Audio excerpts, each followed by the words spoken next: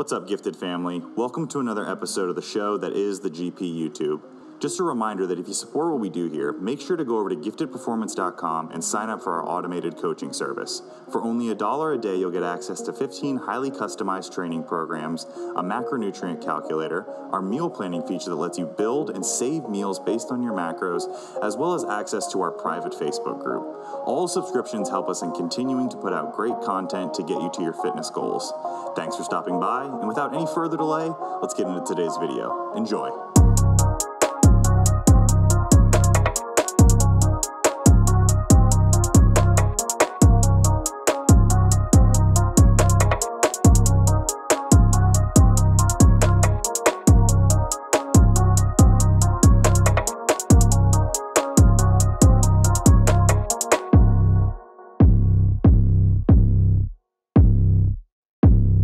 And welcome back, guys, to another episode of the Coach's Corner with your three favorite coaches, me, myself, and I, Squat Dad, Squat Pops, Squat Father, and his two lovely children, my two sons that I am so proud of. Look at them growing up. Today, we're going to be talking nutrition questions. So we took some of the questions from the previous Q&A stuff that we put on our story. We compiled the nutrition ones, and we are going to answer those for you guys today. Paul, would you like to start with saying anything nutrition-related, training-related, life-related? What do you got for the people? Stay girthy. Yeah. And that is the best addition right there from the doggo. Bye, dog. What's that dog's name again? Ava. Oh, that's beautiful, Ava. I call her Tate. Maybe Reptar Boo will make an appearance too. All right, so if we don't have anything to start us off with, let's jump right in. I'm going to open this first question to Mr. Cameron. First question that we got was it's pancake. And that's kind of suiting for this one because people love to eat pancakes. How to solve the mental toll of wanting a cheat meal while on a cut. So the individual specified that this isn't necessarily a contest prep. They're just in a cutting phase. So Cam, a client comes to you and they say, hey, listen, I'm having a really tough mental time. I'm struggling not having cheat meals. How do I go about addressing this issue? What are some of the first things that you would talk through with them? I guess mainly they're how far they really kind of want to take and get into their cut, how lean they want to be, how much of an importance it is to them. If they tell me, dude, like, I'm not going to be able to adhere to this unless I have this cheat meal or can kill this craving. And, if it was a contest prep, maybe depending on time, we might be able to figure out something there where it would still be tracked and everything would still be based down to numbers. So we're still staying in a weekly range of something that I would like. But, if it's a general lifestyle person or something like that, suffering to a point where quality of life isn't too well, or, adherence is going to crazy fall off, blah, blah, I'd just talk to them and be like, hey, like, we could maybe figure out some kind of number goal to go with this, or still staying within means. If it's to a point where it would really mess things up, I could probably tell them, I'd rather you not, because this is what's going to happen. It could make the diet longer. It can make the diet harder, especially if any weight is held from that. But really, it's based on that person and, what they believe is important to them the most. But I think if it's something where they're like, I got to have this craving to keep going through it, I think just communicating with the coach and maybe finding some sort of a middle ground where if it's a necessity to them mentally so they can keep going, then you got to do what you got to do. But, there's a difference between just wanting to kill some small craving versus somebody like, I want to do like a 10K calorie challenge, because that's really going to throw things out of whack and completely unnecessary and based off of hunger hormone response. But yeah, I mean, like I said, I think it really is just dependent on the person and, their priorities and how important that cut is. I really like, to not spend a whole lot of time in deficits with athletes, just overall. So I really try and preach, off season or, anytime we're in a surplus, I want things to be more lax, because I need you to be able to be like, okay, cool. The last, 6-9 months, I've been able to, go out, take so and so out to eat, go get ice cream with my kids. And then when it's time to diet, I'm like, hey, we've had this form of, relaxation in a way, to a point where I can say you mentally can be in a good spot to flip that switch and kind of go unrealistic for a little bit. But you know, at the end of the day, adherence is the number one thing in this sport when it comes to anything, whether it's dieting, surplus, whatever. So it's really based client to client, goals, timeline, everything like that. Paul, would you say to that? Um, yeah, man. I think you said something about mentality, and maybe you're referring to something else, but I liked it because I think a lot of it has to do with your expectations going into the cut, like, and maybe even making sure to have that conversation with somebody prior so it's not like a huge shock on them when they go into their diet and they're like, oh, I don't get to just go eat burger, fries, and some ice cream every 2 weeks or a week or something like that. Um, because yeah, I've found that when you tell yourself you need something like that going into the cut and you expect it, it's way worse when you don't get that. I think our first cut together, I was like, hey, how often do I take refeeds? And Ryan, you were like never, like you don't like like those numbers are there, but like I mean if you fucking need to, but like I'd rather you not. And so at first that was really hard, but once I set that expectation and I went into future cuts, knowing like, hey, this is better for me to get to where I want to go and to do it in the most time efficient way possible, it was much easier to handle. And then, but there is, I think everybody has like a certain point, where you get a certain level of leanness where you can't help but have cravings. And you might tell yourself, like, oh, I need this or I want this. I'll feel better once I get it. I think most of us have had enough experience to know that usually when you have a cheat meal or a cheat day, those next potentially up to a few days are a lot, especially that next day can be a lot harder. Your hunger for some reason is way more elevated than it was prior. And it usually doesn't sort of fix anything and leaves a lot of room to make things worse. Maybe they binge, they lose control, and this can really sabotage the cut. I've seen people eat so much that they've undid like a month of their dieting. Like, and it takes us that long. It takes us a couple weeks just to get back to like the weight we were before that cheat meal, you know? And it's pretty extreme. Usually that's like at the very end of like a contest prep when they're shredded and they can't eat that much. But how I like to try to solve things, everybody sort of has their breaking point, and sometimes you have to make a decision on what's most important.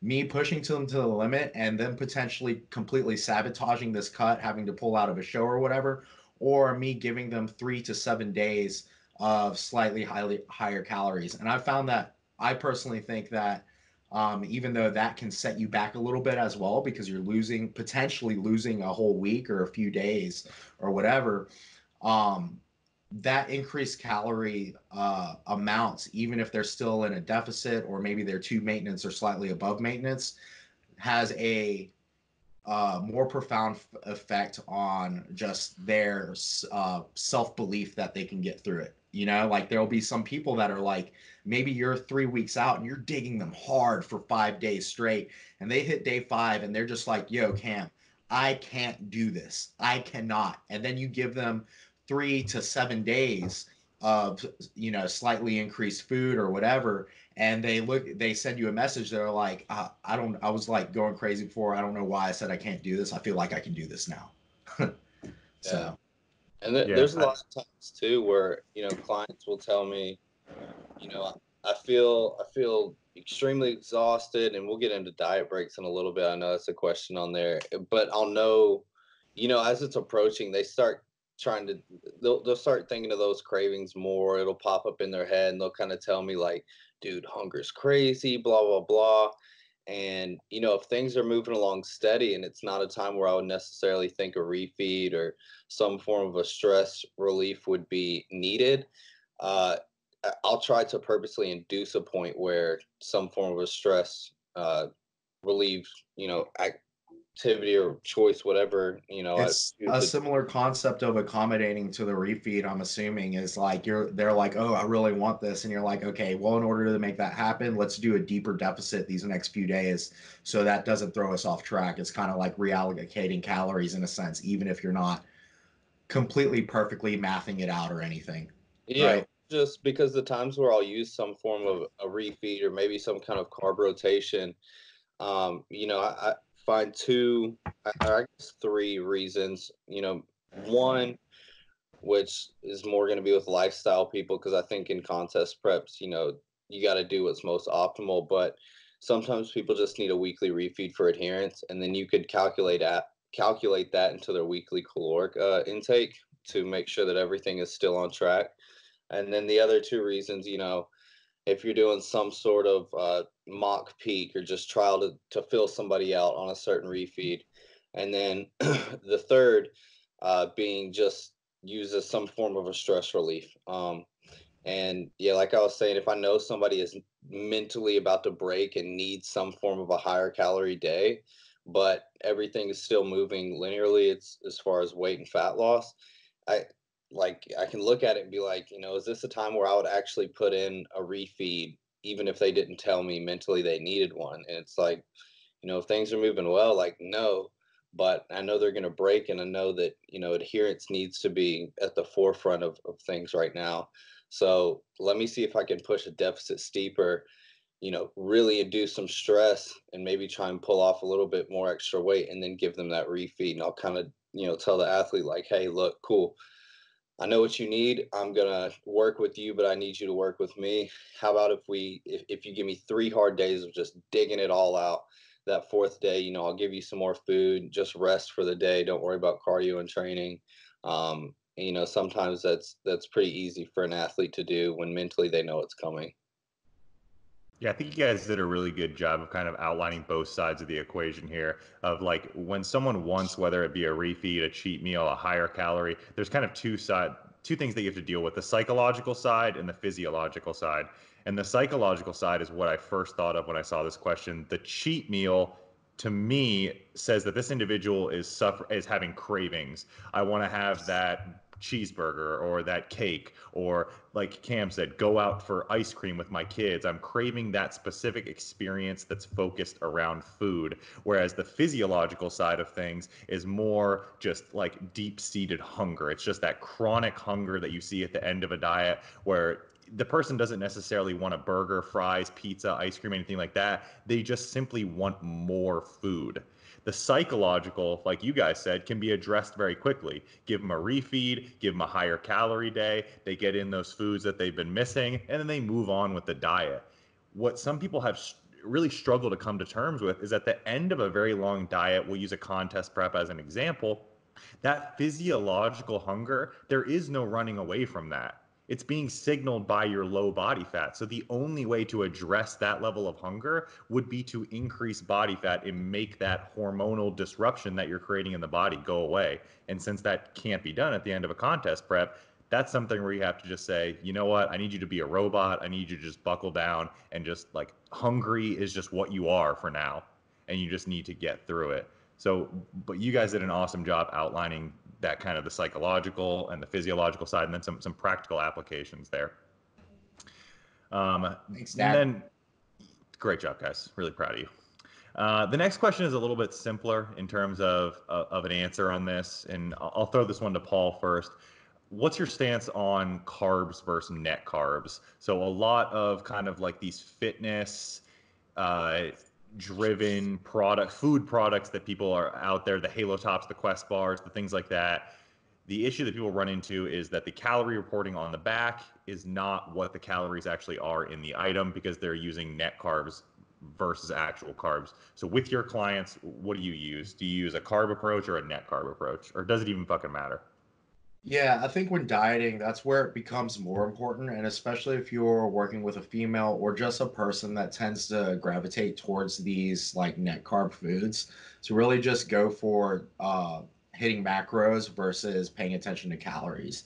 Because usually I tell people to pay more attention to calories unless they are, constantly like when I do their updates and I look at their food and their actual reported or their actual calories based on the math of their macros is like 1 or 200 calories higher than the calories that I have them prescribed. But yeah, so I actually was just asked this. This topic comes up quite a bit, and people like to think that fiber has no calories, and they sort of lump fiber into one, just like one thing, one group, when there are different types of fiber, soluble versus insoluble, or fermentable versus non-fermentable, or whatever. And different types of fiber have different caloric contents. And not only that, as you diet, you get better at, you know, extracting and absorbing calories from fiber. Your gut bacteria will turn them to fatty acids, etc.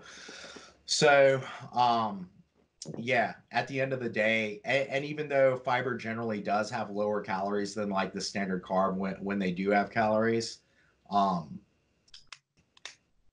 I think people, it's another one of those instances where people are trying to hack the system.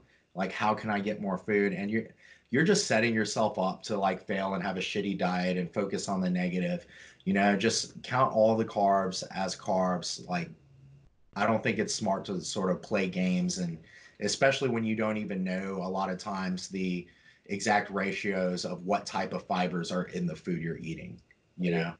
Because I mean, when you're dieting too, and your body is trying to optimize, the breakdown and storage of everything. One, the fiber being absorbed, those are calories that most likely you need to account for as well. But then in an off season, when your hunger is not going to be crazy high anyways, your carbs most likely aren't going to, or your fiber is not necessarily going to be through the dang roof. So it's kind of like, why is somebody deep in an off season going to even be thinking that, oh, net carbs are a good idea? So it's kind of like, during dieting, it's most likely going to have a higher chance of being absorbed and taken And in. people Huh? start doing funny shit where they will like just purposely crank, like maybe normally, and like a good fiber intake for them might be 20, 30, 40 grams a day, but then they start doing crazy shit and they start trying to double it so that they can have more food, and it just doesn't work that way. You're sabotaging your diet. And that's the time of the diet when people most frequently reach for that stuff, is they're trying to have that little sweet treat, that extra something, and they don't realize that they're not accounting for those calories. And at the hardest part of the diet, when you need to be most stringent about what you're eating and your calorie tracking, they start to see these stalls, and they don't realize it's because the back of the tortillas that they're using with breakfast say 50 calories when they're actually 100, or Halo Top says 300 calories when it's actually closer to 450. What was the company? G Butter. That you guys hear about that? They got into some trouble about how the calories were wrong on their label, and not just like wrong, but like egregiously wrong, like hundreds of calories off. And when do people most often eat this stuff? When they're in a fat loss diet, when they're trying to lose weight. So then it starts to sabotage their diet. They get frustrated. So I think all of us here, we kind of recommend that as you get further into a diet, increase the simplicity of the diet. Stick to just the basics. But people don't want to do that. They want to reach for the low calorie ice cream late in prep. Also, I don't know if it hurts you guys, but that stuff like blows my butthole up. Do you guys get that same thing? Like 2 Quest bars in a day, and like we're No, talking that doesn't Montezuma's happen. Revenge. But No? I don't know. That's like a lesson I learned, early on, and then especially with our first cut together, was just like, okay, I'm going into dieting mode. Like, let me not start this diet off on a bad foot where I'm trying to fit in all kinds of nonsense that I'm really gonna miss, or, at least cut it out at a certain point. Trying to eat um really delicious foods, even simple shit like salted caramel rice cakes and like honey peanut butter. Like, that doesn't belong at the tail end of a diet. You're going to eat that and it's just going to make you want more. Yeah. Ice cream for breakfast, like, If it um tastes good in off season, it's probably not a good idea to have it in your contest prep, even if you can fit it in your macros. Nope. Just because you can doesn't mean you should. Unless I it's think, the day and you're weighing. obviously this is not a strategy for like, to do for a whole year or years, which some people try to do. And that's what we try to fight against when we use things like if it fits your macros, flexible dieting, and all that. But I mean, if you do have a little bit of flexibility throughout the year, it really does help to go into the diet with the mindset of I'm eating these basic food. I'm eating real food like 90 fucking 8% of the time.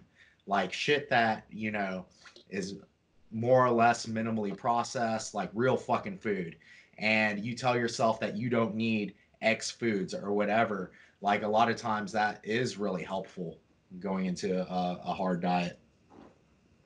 For sure. All right. So the next question that we got is a little bit more on the kind of like registered dietitian side of things. So we'll briefly cover this, but we won't go into detail. If whoever asked this question wants further analysis or for a better answer here, we recommend that you see someone who would be a registered dietitian. So this is a food intolerance versus food allergy question.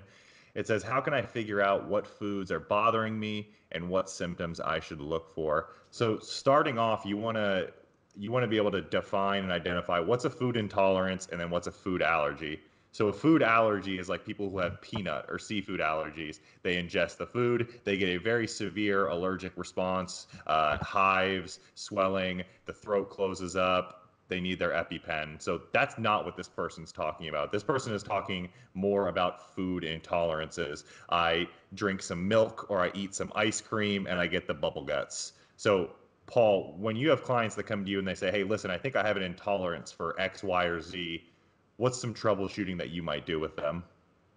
I mean, first of all, the way this question is phrased like bothers me. It's just a what symptoms should I look for? Like what symptoms do you have? Are you shitting yourself? Cool. Don't put that in your body. If there's a really tight correlation between putting that shit in your mouth and like shitting your brains out. Just don't do it. I feel like I shouldn't have to tell somebody to do that. But also sometimes when people say things, I really want to dig a little deeper into like, how much of that did you have? You know, did you fucking eat a whole pizza in one sitting and you felt like shit and now you're telling me you have an intolerance to like gluten? Or like maybe do you just feel like shit because you ate a whole pizza in one sitting and you're like a small human, or you're not used to eating that much? Just shit like that, man. Just using some common sense there. uh but yeah, I think that's all I have. That's not something I deal with a lot, intolerances and stuff. I think people a lot of times get a placebo effect or talk themselves into thinking they have issues that they probably don't. Cam, you ever run into issues like that?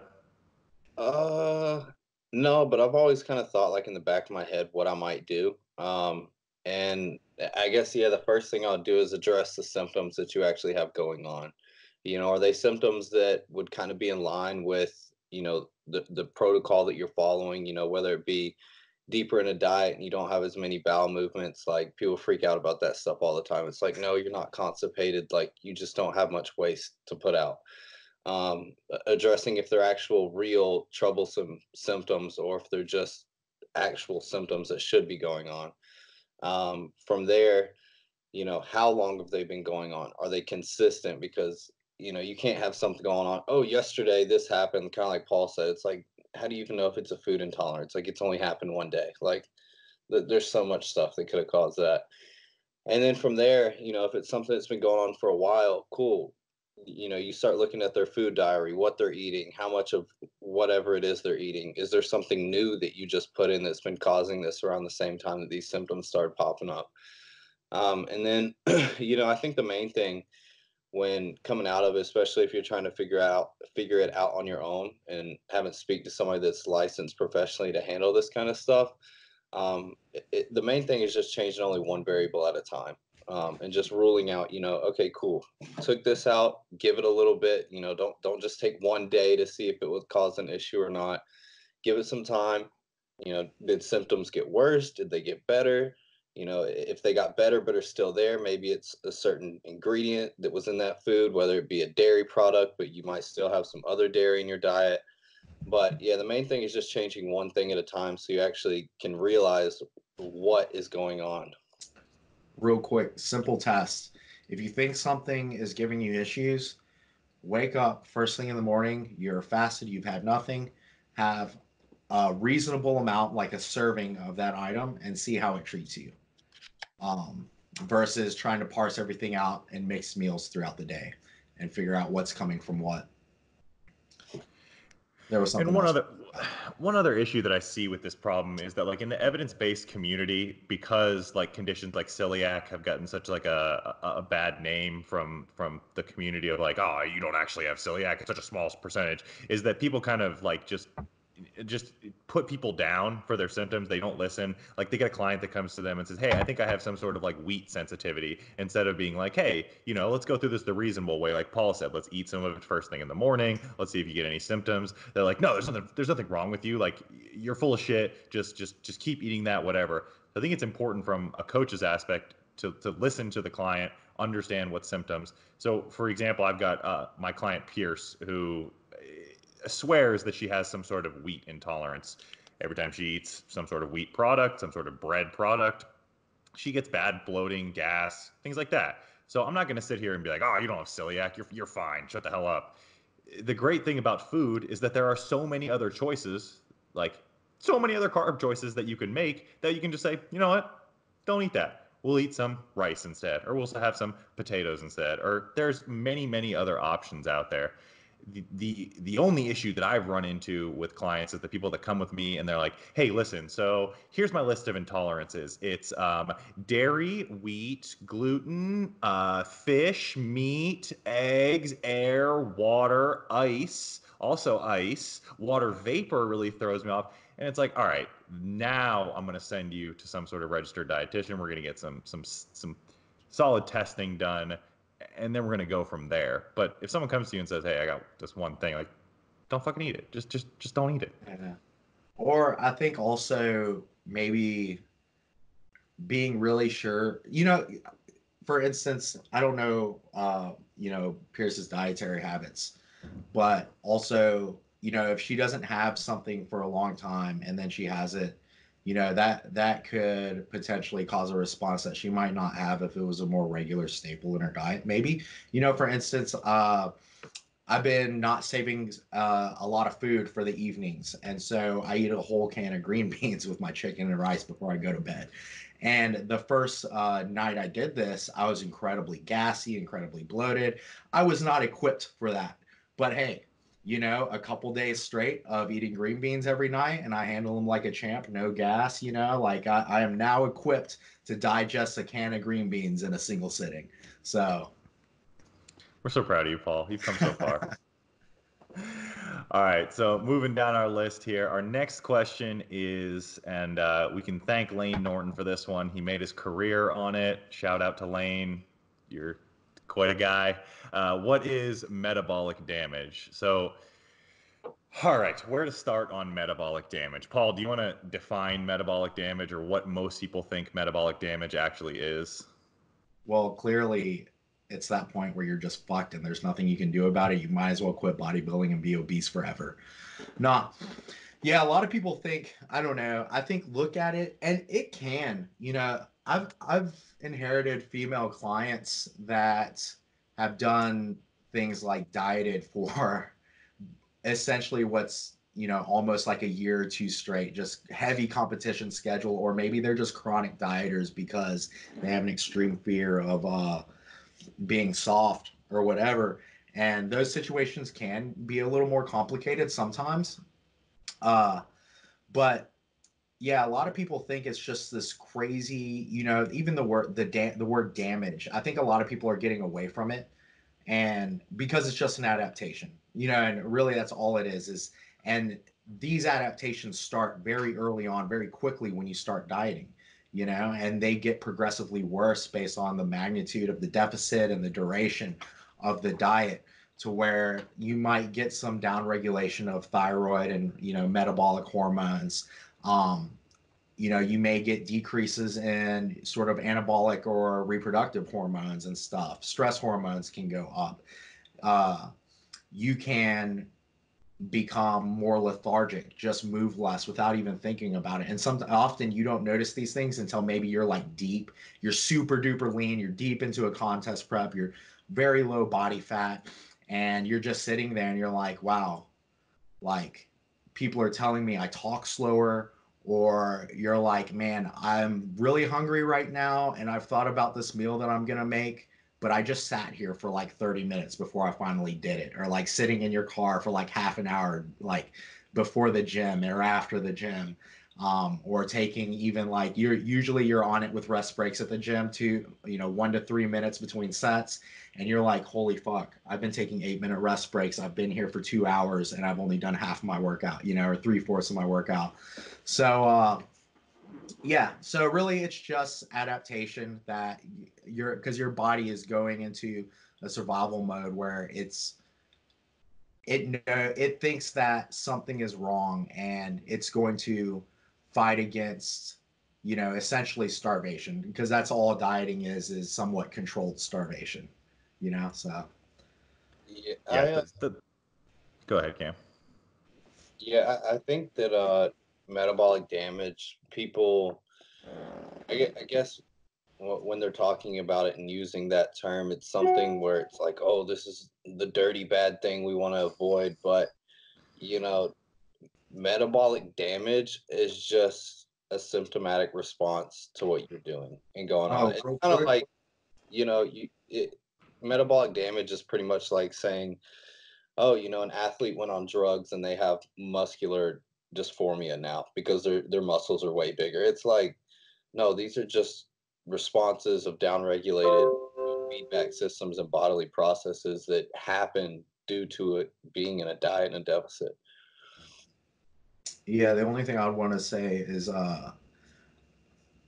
going back to what you said and why I like to just say call it like metabolic adaptation, because it takes that fear mongering away and it lets people know like, oh, this adaptation occurred, the reverse can occur too coming out of the diet. Yeah, So it's just the outcome of what you're doing. Like, genic effect of food, NEAT, all these things that Paul was just talking about. They're going to downregulate because essentially, a contest prep really is everything that your body doesn't want to do.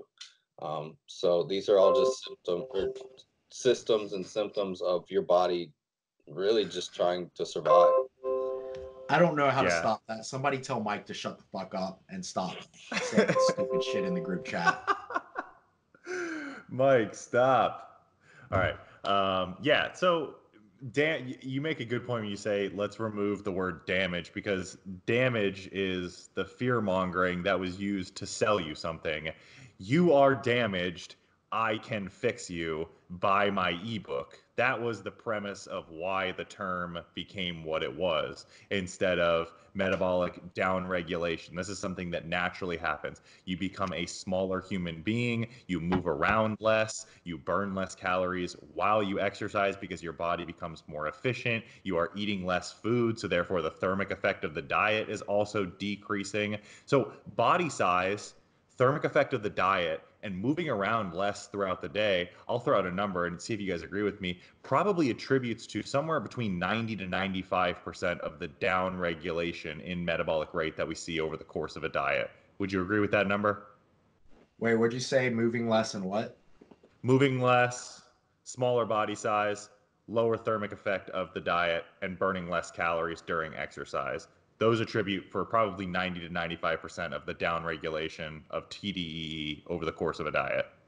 Yeah, Yeah, I think that's most of it. And I think there is still some portion that people have trouble explaining, because when they estimate all those things into, say, some equation, their actual, and then they put them under a hood on a Met cart to do RIR testing, it's lower than what's predicted. But yeah, those do make up the majority of it. Yeah, so that last 5 to 10% is still unexplained.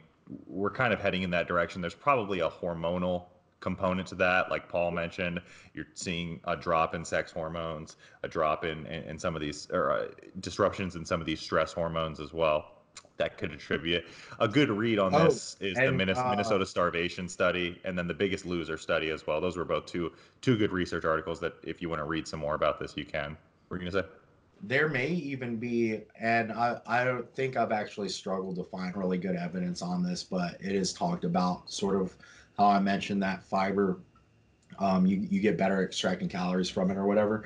there may be some efficiency component where you're actually absorbing a greater calorie amount, during those times.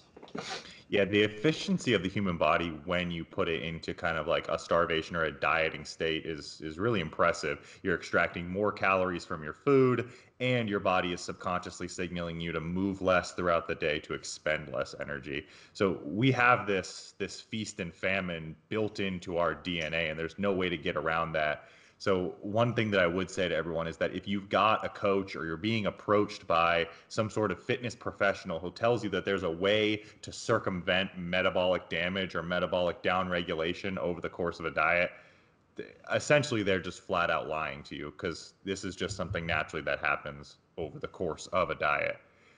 90% of the time when people brag about those things, I mean, I'm sure there are freaks. And I'm not sitting over anybody's life with a magnifying glass, but in my experience, like working with clients, when you see like crazy food intakes, or you dig into a protocol of maybe a client of another coach with a crazy intake while they're dieting, and you find out either one, they have an incredibly physically active job, like they're a bartender and they get 20,000 steps a night, um, or they also do are competitive in something like some sport like Brazilian jiu-jitsu, and they're doing that throughout their prep. Or maybe, I know I've heard from other people, when I hear their intakes, I'm like, oh my god, that's crazy, how much cardio are you doing? And then they tell you they're doing 2 hours of cardio a day, and it's like, oh, okay, well, of Yeah, course. yeah. Or they So even those freak outliers, there are definitely explanations for that. Physical activity, body size, other sports, all that kind of stuff.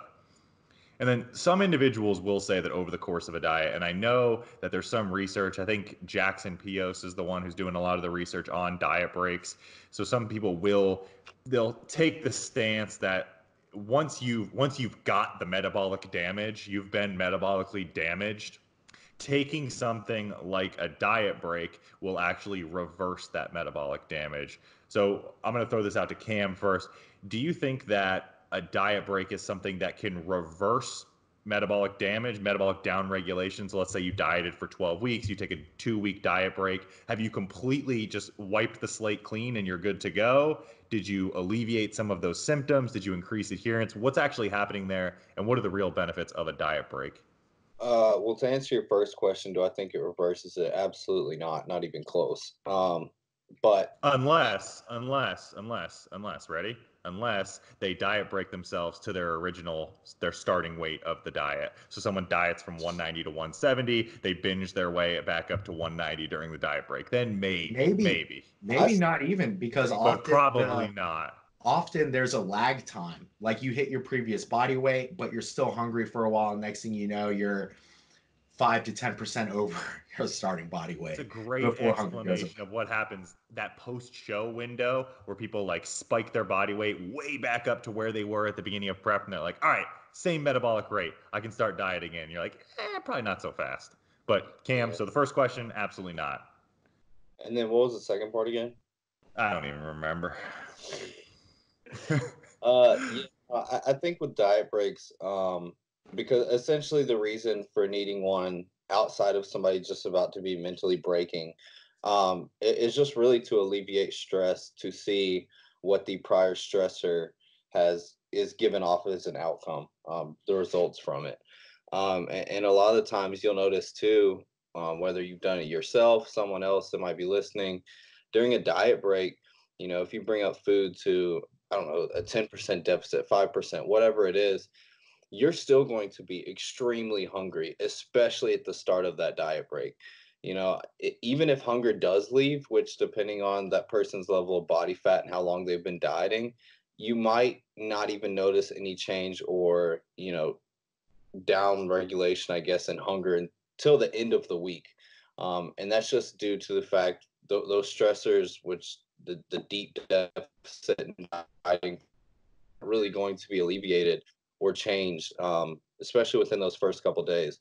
And a lot of people will kind of say, or, talk about, oh, like a refeed or a higher carb refeed is going to help, you know, reduce ghrelin or whatever, blah, blah, blah, or increase, your thermo, your, your metabolic rate or whatever, but the increase that you might have going on with your metabolic rate is going to be very minute and very a lot less calories burned off than the calories you're going to be taking in. And I know I've looked at a couple studies, and I can't even pull them off the top of my head because it was such a long time ago, but those processes and your hunger, they were reversed like pretty much immediately as soon as they got right back into digging again. So you see people post show, sometimes it takes 2 to 3 months or maybe a 5 to 10% increase in total body weight before some of these symptoms actually start leaving. So you're still in a deficit during a diet break, still probably have some form of activity going on that's going to keep your deficit even steeper. You're not really going to notice any kind of huge change in anything at all, except maybe your energy throughout the day and mood for that week. And then towards the end of the week, maybe some hunger, but it's not going to be, it's not going to put a Band-Aid and fix everything. Just short recap, and I think the most simplest way to explain this to someone is these adaptations took time to happen to begin with.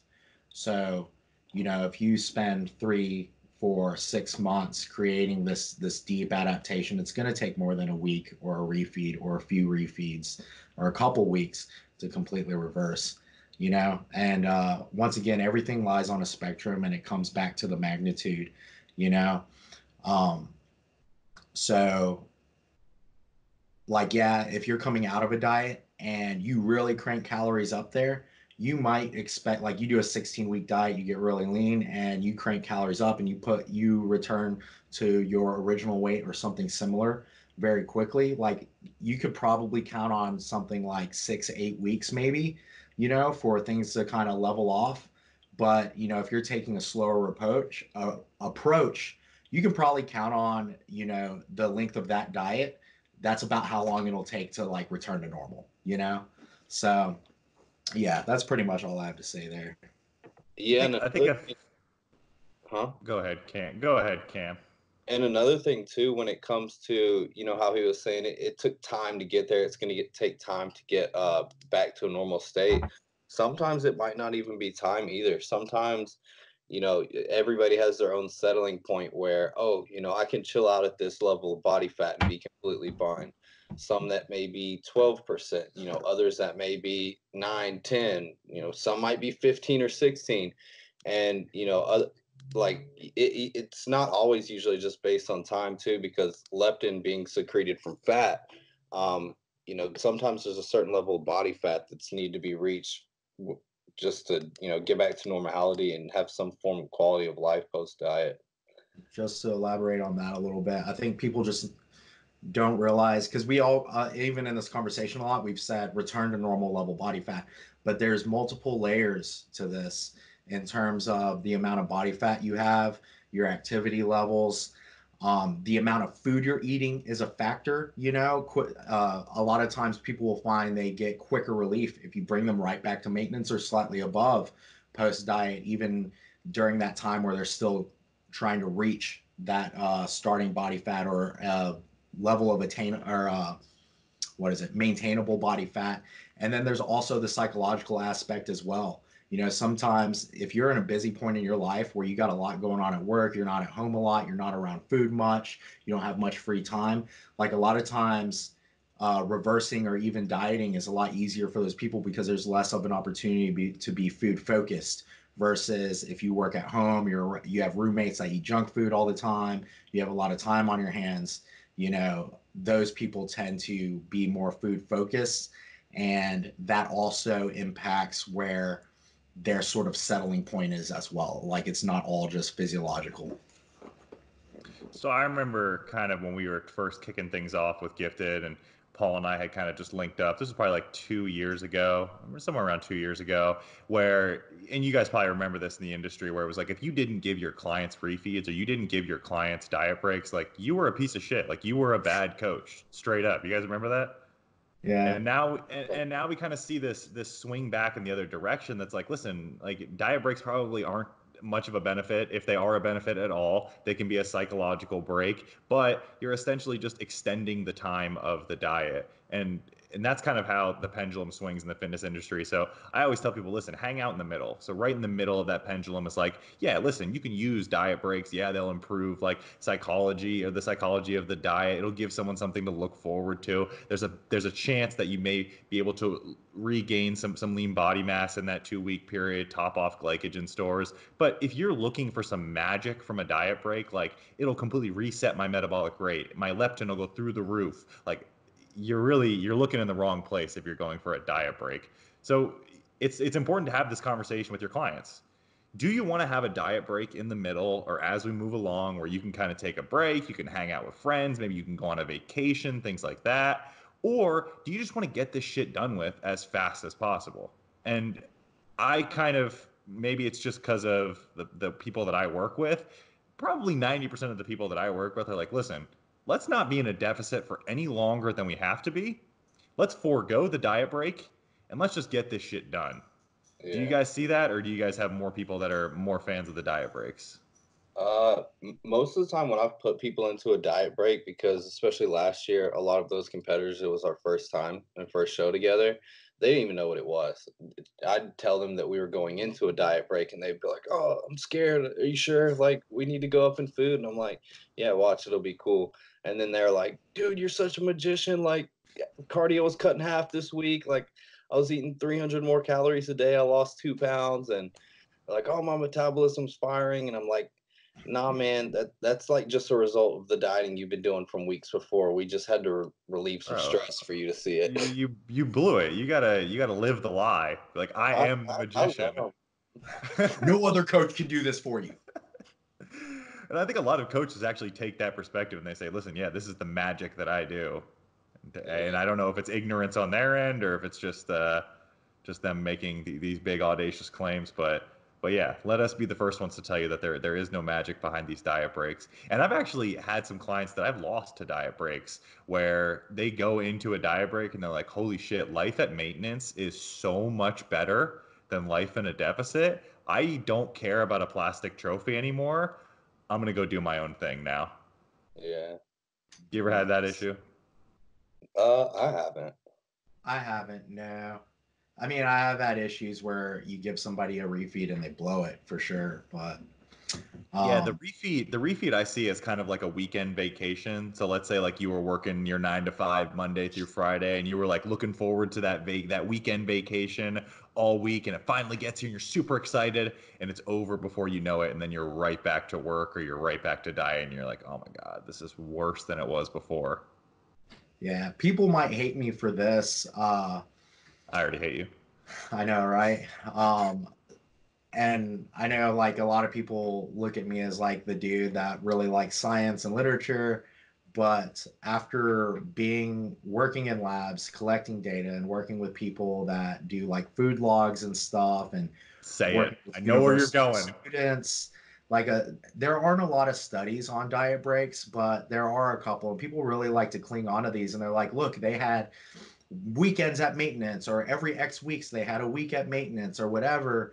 And dude, this data is not as solid as you would like it to be. People are really bad. And most of these studies often, when they're conducted at universities, they're done in students without like a really good history of tracking food regularly. And they have their own personal motivations and they're not always, it's very I've personally, and some people might disagree with me, but I would find it more likely that they fell off plan more than they stuck to plan or did exactly what they were told. And as a researcher though, and you're doing this and you want to get this published, and people are telling you that they followed the plan, you kind of have to just take their word for it. Yeah. So Eh, yeah, I the think literature is there.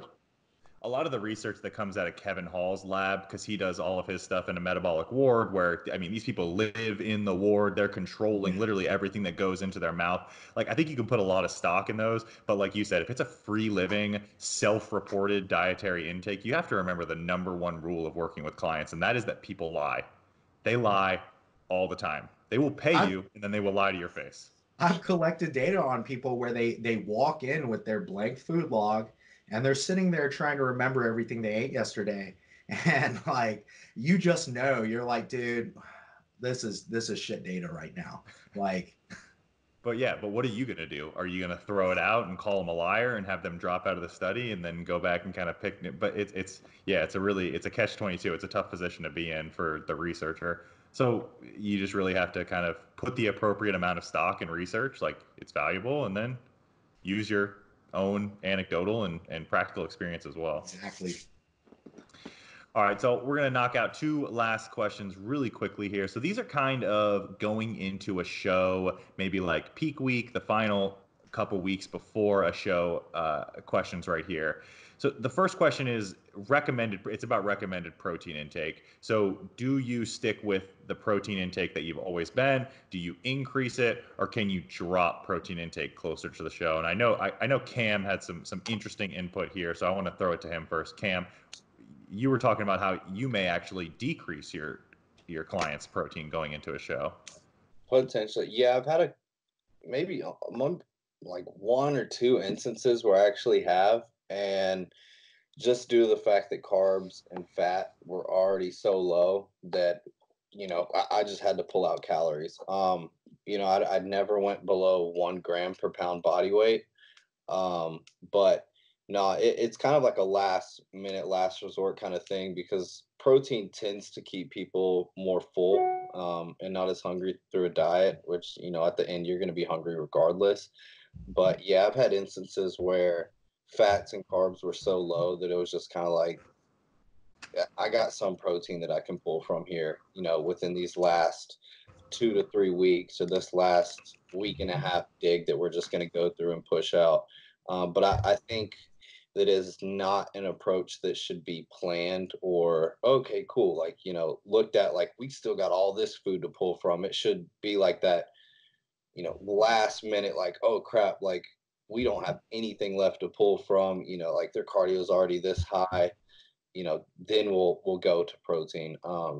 But yeah, no, like I said, it's definitely last minute kind of to do. I would call that that's definitely your last resort there, the final step that you might take. But you made a good point when you said you never go below that 1 gram per pound. So that basic requirement that a lot of the literature looks at, or a lot of the literature shows, like this is kind of where you want to stay. So if you're above that, you can pull, but probably not a good idea to go under that. Yeah. Paul, did you have anything to add there? I mean, I think in general, like a lot of people would, because there is some literature, and once again, we have to come back down to like how good is this literature? What were their methods of collection? Um, but some literature would suggest that at least in some populations that um, higher protein may be more beneficial in terms of preserving lean mass, or potentially gaining lean mass and ending up with a better body composition.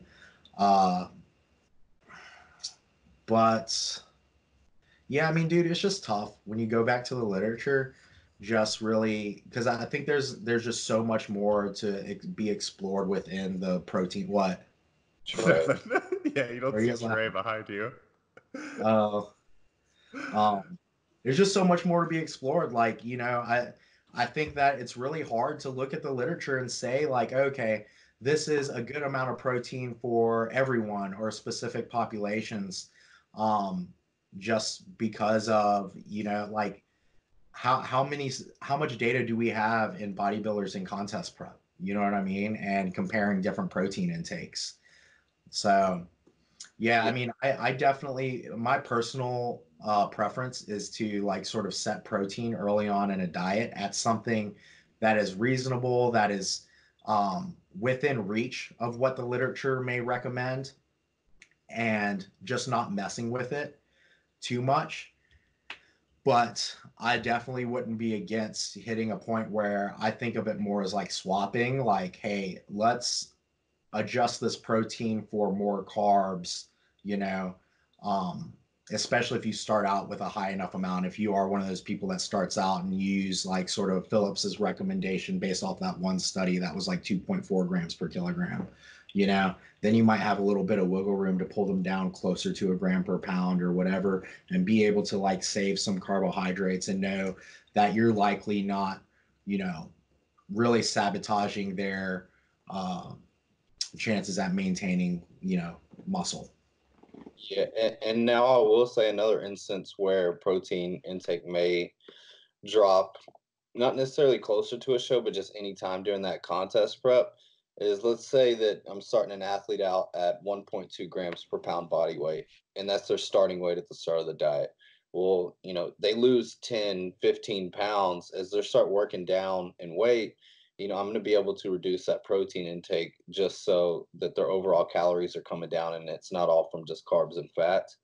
And then another instance too, where I'll sometimes do this is, you know, if somebody's going into a diet break and, you know, timeline, everything is just great, you know, they're way ahead, but you know, I kind of want to give them a little bit like reward or like a mental relief is I may drop protein down from 1.2 grams to just 1 gram per pound body weight and give them more carbs throughout that diet break.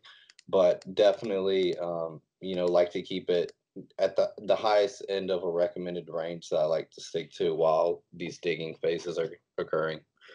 Yeah, I think that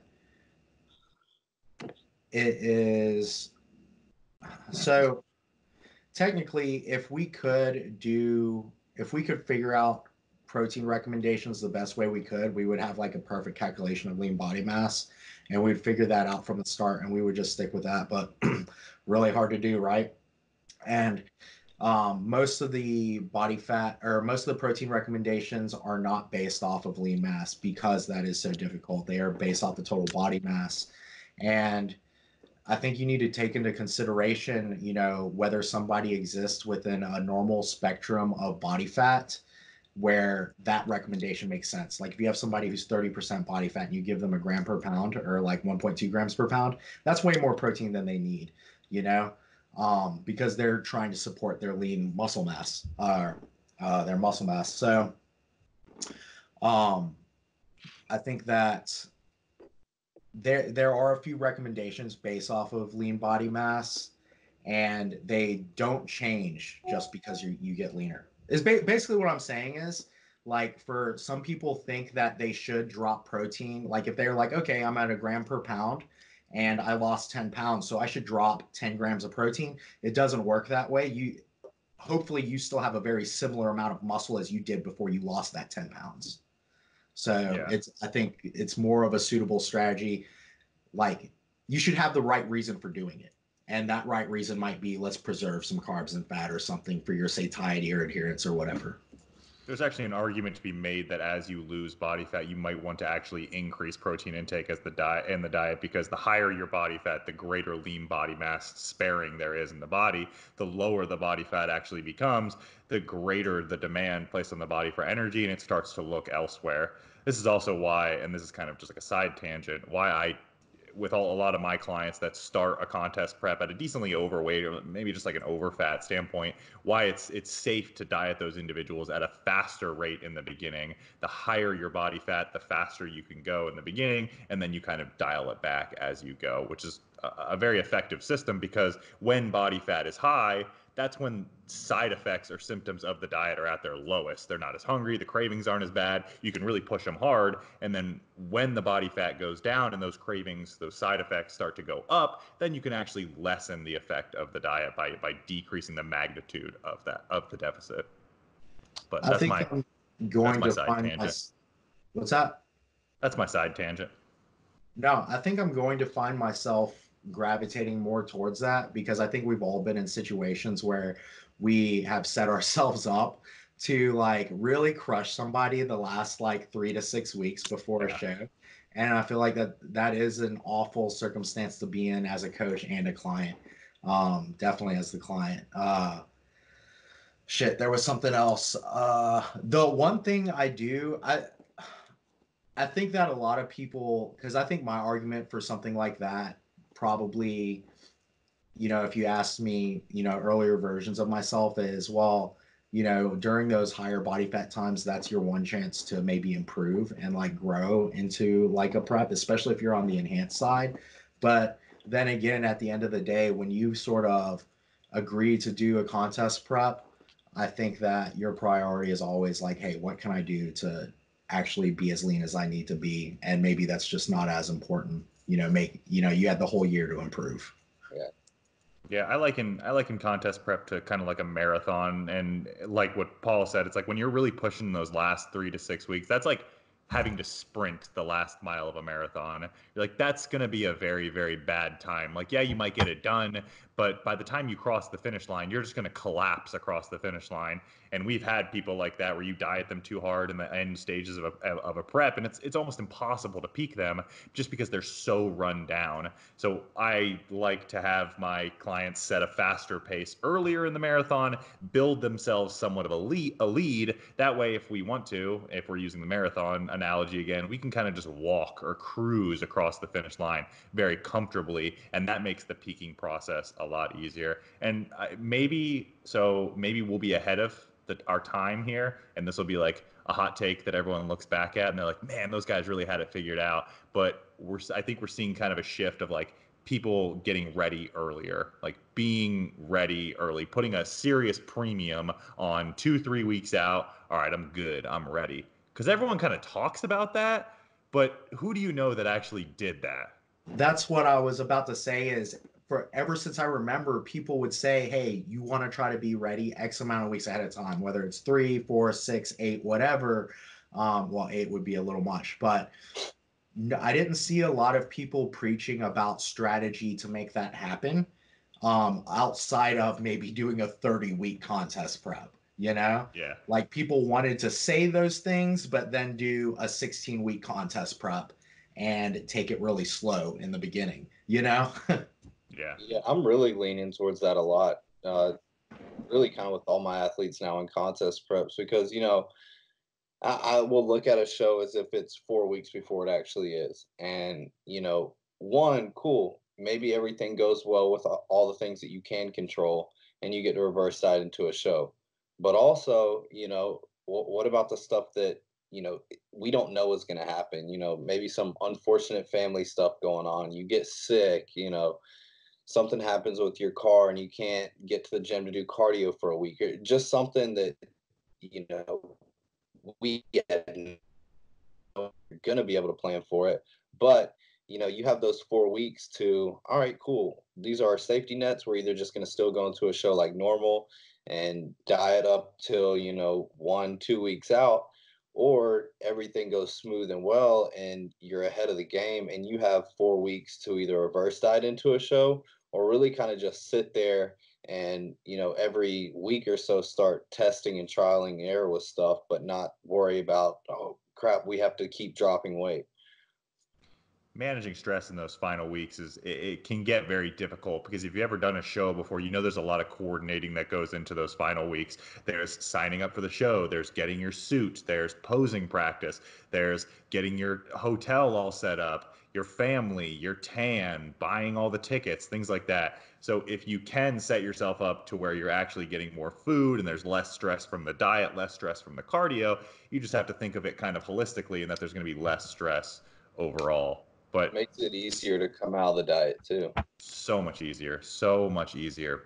So the next question, and we'll knock this one out pretty quick here, is about peaking strategies. And this person asked, would there be a benefit to adding fats like MCT oil to slow down carb absorption during peak week?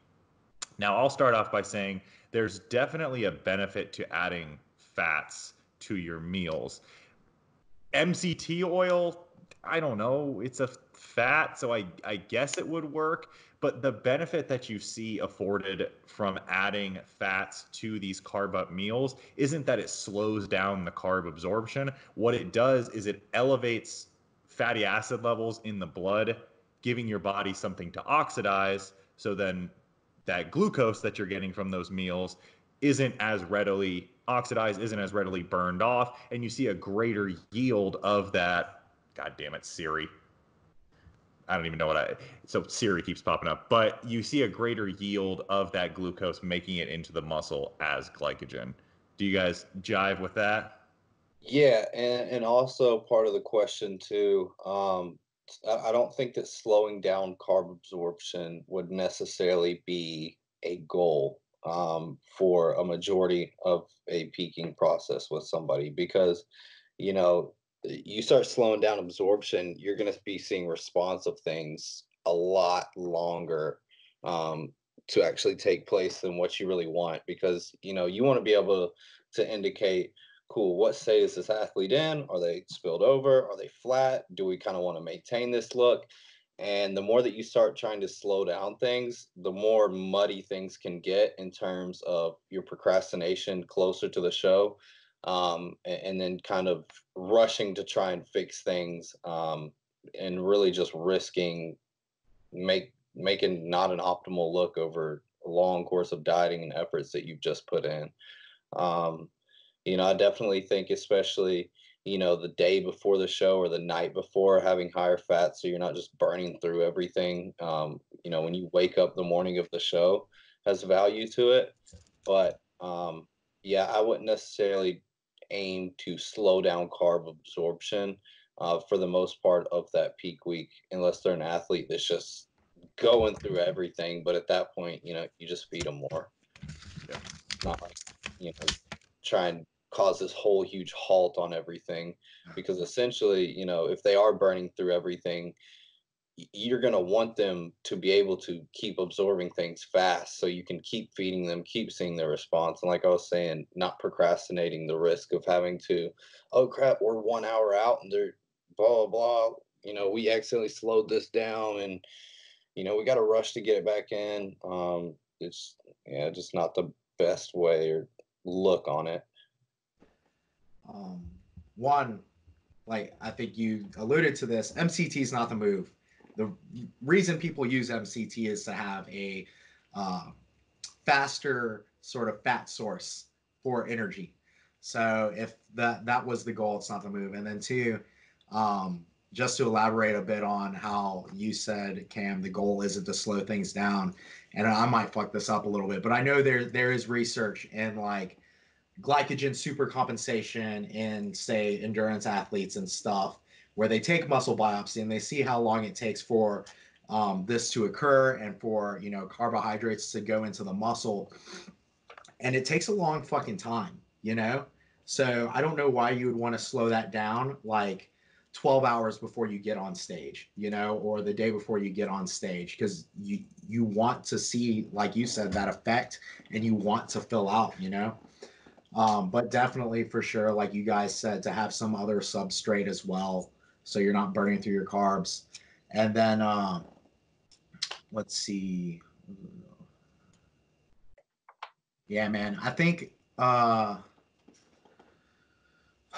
there was like sort of a connection I wanted to build with the reverse dieting thing, as far as like, how part of filling out to may be, and why possibly like doing a longer reverse might, bring about such a much better look, is that you sort of you've had this period of time where you're very low food, throughout your diet. And so maybe your body, like, to handle these large amounts of food, like it requires like processes and enzymes and things that your body may not have sort of kept optimized because it's used to such low food. And so now, when you reverse diet, you have the opportunity to sort of upregulate, build, and replenish those things so that you can handle more food better. And it probably takes time to do things like refill muscle glycogen stores, and as well as like carbohydrate, get optimizing sort of your carbohydrate stores and stuff like that. So Yeah. And I know there's been a does that couple make sense? instances too where Paul and I last year have noticed, you know, let's say an athlete is flat and, you know, we feed them a meal and 1.5, maybe even 2 hours later, depending on the size of the meal and the macronutrient breakdown, there's this weird like loading phase pretty much. And it's not a good look on the athlete. You know, everything's not fully absorbed yet. And yeah, with that reverse, how you were talking about with some stuff like upregulation of enzymatic pathways and your digestion, all that kind of stuff. If your body's not used to consuming higher calories and higher loads of food at one point, this kind of loading phase may be elongated for a longer duration, and it might not be that good look because it's typically a weird kind of watery, stuff might look a little flat, some other stuff might look full, and it's kind of like, all right, what's going on here? And Yeah. it still just may be the absorption through all the nutrients still in your bloodstream and just not where it needs to be yet. Because if your substrate is all in the plasma, like the water is going to follow the substrate until it goes into the muscle. Yeah, so you see that, like you said, you see that weird like extra versus intracellular shift where you're kind of everything is kind of extra, and the person just looks like puffy and kind of shitty, and then and maybe like an hour later, you see that shift over towards intra where the substrate has made it into the muscle, and they're like this dry, filled out monstrosity of human being. But yeah, you guys both make really good points. There's a premium to speed of feedback when you're peaking someone. The faster you can get feedback, the better, because then you can adjust the plan. Slowing things down, you're not really going to know. Are they filled out? Are they flat? Are they super spilled over? And then the morning of the show arrives and they look like a watery mess. And you're like, oh, well, we've made our bed. It's time to lay in it. I've noticed whenever reverse dieting athletes in, and especially, those on show day, the night before, when you're really kind of looking at things hour by hour, meal by meal, yeah, the absorption and response with everything is so much quicker and really just predictable. And as a coach, it's a lot easier just to be confident and know, okay, like this is predictable. I know what's happening. Like I'm just rolling now. Like I know exactly what I'm doing. And your changes can be more conservative at that point because you've already done part of the filling out job. All right, another question. We've still got some more left here, but we're going to wrap it up because we've been going for a little bit over an hour now. As always, keep the questions coming. Thanks for asking them. We will continue to answer them. We will see you guys on the next one. And as always, stay gifted. See ya. Whoa, gang signs. Gang, gang.